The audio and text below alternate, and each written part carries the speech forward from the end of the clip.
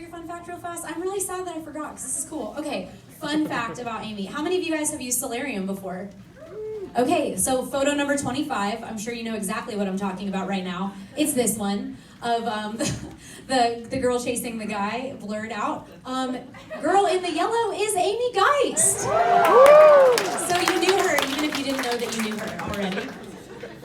Thanks, Lauren. It's always a fun thing to be doing Solarium with somebody, and they are like, hey, she's in it. I was on that summer mission who did that. Y'all, I have notes, so I hope you don't feel like I'm reading, but a few of you guys were at our women's retreat a couple years ago that I like lovingly refer to as the Great Women's Retreat Filibuster, where I talked for an hour and a half.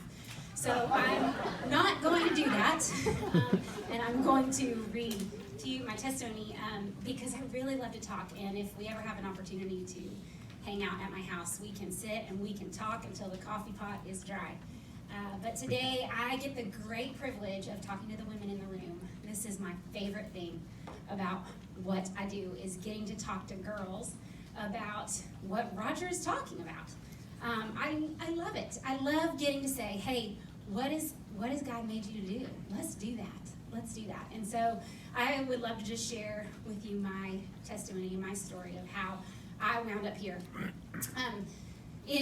I graduated from the University of Tennessee. I love the Vols. I went there, do you want to know, ironically, why I went there? I went there because of the football team. I couldn't imagine going anywhere else. So I went to Tennessee. It was so spiritual. I don't know where that fits in your diagram of how but it was the football team that got me there, and God used my time at UT to transform my life.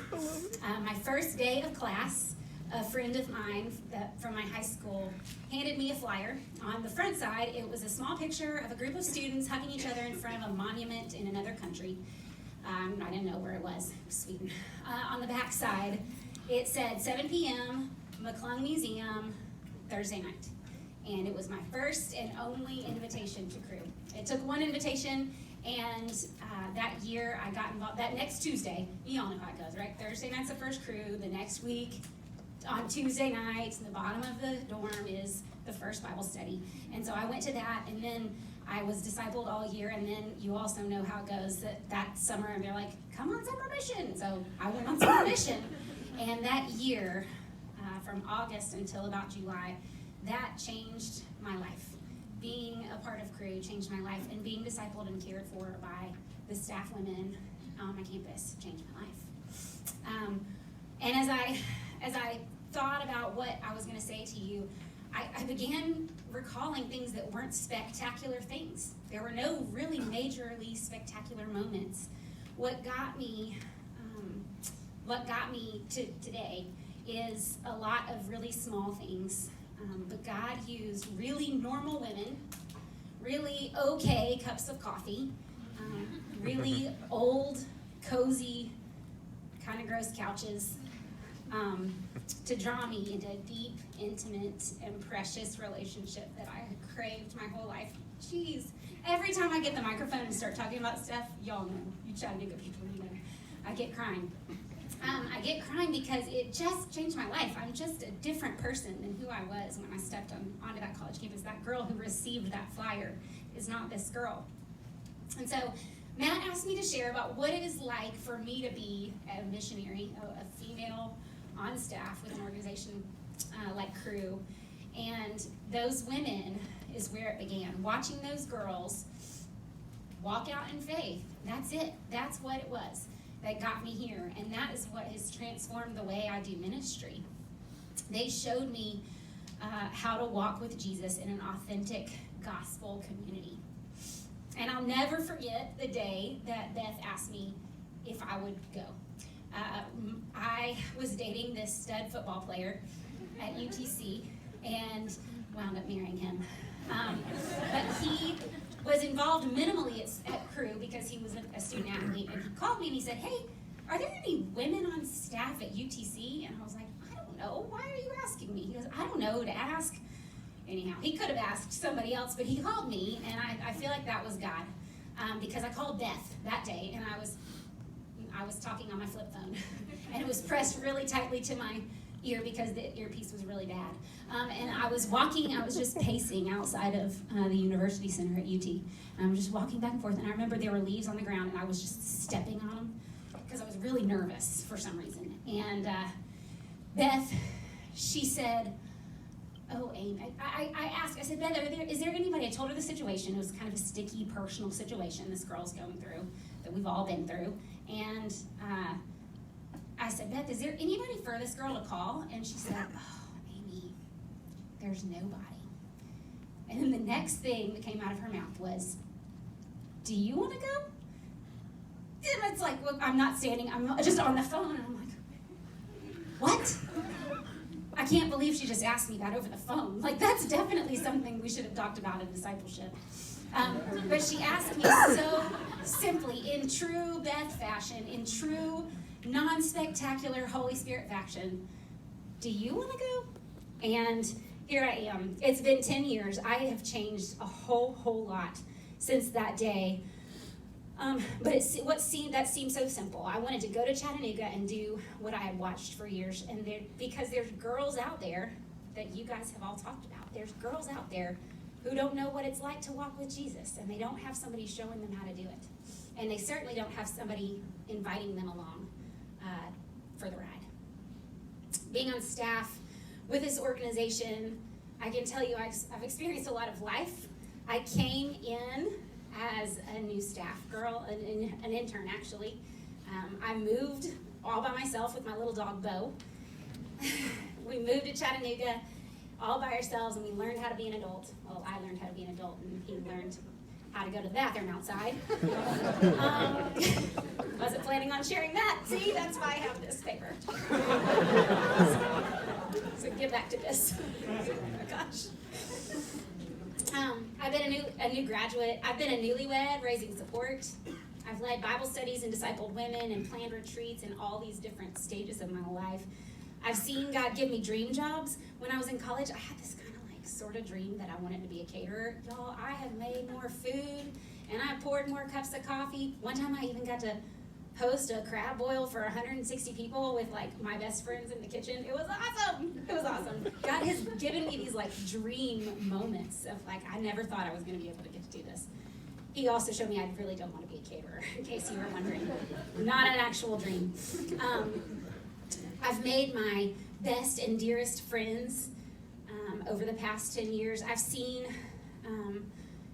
God carry me through tragedy and joy that I can't even really explain. I've had 2 babies. I'm a mom of 2. I have 2 kids, Will and Emily. And I've been a TL for a few years. And I've seen God show me, walk with me as I've learned to develop staff women and give direction to the team and give direction to our cohort. And I'm here because I graduated in 2009, and I've never been so grateful for the question, do you want to go? Amy, do you want to go? In our cohort, Misty shared, and I think what was striking to me is as you were sharing and even introducing the TLs, there's two women in this leadership role providing leadership. And I think probably some of you guys are from teams where, you know, I hear the phrase a lot, well, there's only one staff woman on campus, or, oh, there's a part-time girl who's meeting with 20 women. A lot of you guys have experienced staff, you've experienced that as well. And so girls in the room, there is a huge need. In case you missed it before, in case you missed it when what Roger just said, let me be the third voice to say there is a huge need for women in all different seasons of life. So you might be thinking, well, this is only for me if I want to be an intern, or this is only for me if I am ready to do this for the rest of my life. But this is for you exactly the way God made you, with the passion, the vision, and the dreams that he's given you. Crew could be a place for you. And I've never been more convinced in my life than I have been in the past year that Crew is committed to seeing healthy, whole people serving and doing ministry out of an overflow of their life and out of an overflow of their passion the way God has made them. It is a beautiful place to work as a woman in all different seasons of my life. And so, girls, I get to ask you this question. Do you want to go? Girls, do you want to go? you could go to one of these places. You could, the map that they showed you, we have a need. There's a place for you, and we need you. We need more couches for girls to sit on. We need more kitchen tables where cups of coffee can be poured.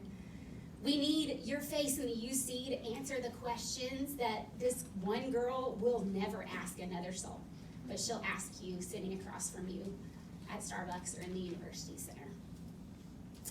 We need your voice. We need your hands and your hearts. And truth be told, one day if you're a mom, we need your kids running around at fall retreats. We need your kids, and I cry because having kids on staff will bless your socks off.